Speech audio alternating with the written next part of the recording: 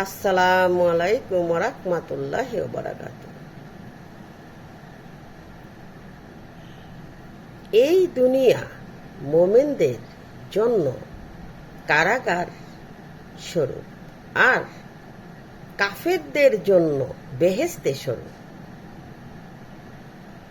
নবী পাক সাল্লাল্লাহু আলাইহি সাল্লামের পবিত্র মুখ হতে বাণী, আমার ভয় হচ্ছে পৃথিবীতে